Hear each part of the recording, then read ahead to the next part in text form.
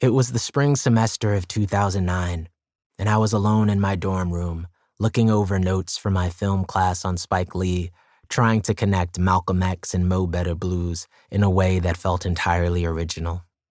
Blue and Exiles Below the Heavens played as loudly as my second-generation MacBook would allow. I was a newly minted double major in English and Africana Studies at the University of Pennsylvania, nearing the end of my junior year.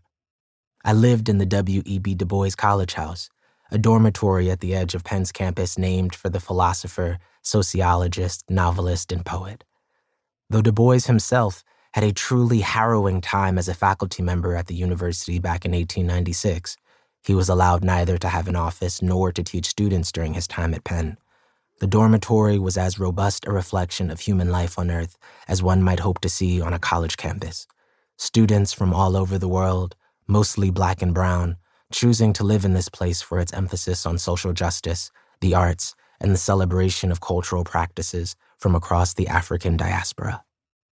It was in this uniquely boisterous environment, surrounded by the charismatic boasts of hip-hop and dance hall, the steel boom of soca and compa, hallways filled with laughter and conversation, that I looked up from my notes to see a missed call from a California area code. Whoever it was had left a voicemail message. I turned down the music and put my ear to the phone. The voice on the other side belonged to James Cass, founder and executive director of the nonprofit poetry organization Youth Speaks. Without much in the way of lead-up, and with a tone of palpable joy in his voice, James had asked if I would be interested in reciting one of my poems at the White House. I would have to agree to a thorough background check and be ready to go within the next week. I can still remember looking at the phone, and then at the ceiling, and then at the desk across from my twin bed, covered with textbooks and printed notes. For a while, I just sat there, frozen. I returned James's call, and after what might have been the shortest round of small talk in my entire life, "Hi, James, it's Josh, got your message. What's going on now exactly?" We got to the matter of the voicemail.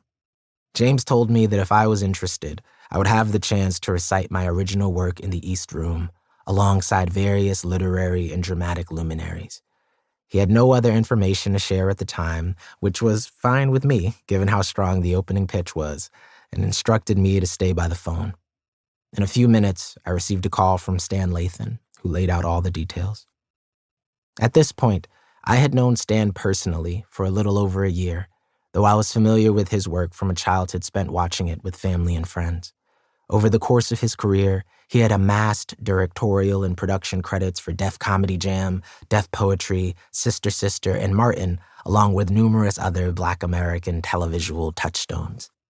In 2008, he produced an HBO documentary called Brave New Voices, which featured poetry slam teams from across the country as they were headed to an international youth slam competition by the same name. Back when I was a freshman at Penn, I'd earned a spot on the Philadelphia team that won the 2007 Brave New Voices title. A melange of college students from Philadelphia area schools and teenagers from around the city, with styles ranging from lyric poetry straight from the page to verses that called upon the cadence of the hip-hop styles that raised us. In 2008, we were set to return to BNV, hoping for a repeat performance. Weeks before the trip, we learned that the entire competition, as well as the road leading up to it, would be filmed by HBO. Our team was one of 5 that would be featured in the soon-to-be televised documentary. For the better part of 3 months, the cameras followed us everywhere, across our respective campuses and even to the neighborhoods we grew up in. They recorded our weekly practices, as well as our fundraising efforts on the streets of West Philadelphia.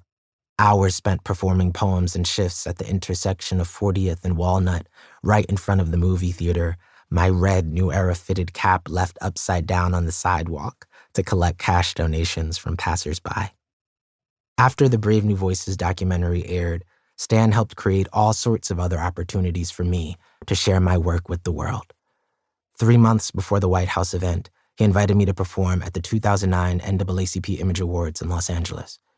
Now he was inviting me to DC, only this time I would be the only one on stage. No friends or teammates. Just me and the microphone and one of the 100 poems I'd scrawled into various black and white notebooks over the years. According to Stan, for the event in question, an evening of poetry, music, and the spoken word, I was to recite a new original work, a 2-minute poem to be exact, on the theme of communication. The audience would include President Obama and the First Lady, Michelle Obama. I thanked him for the opportunity and hung up the phone.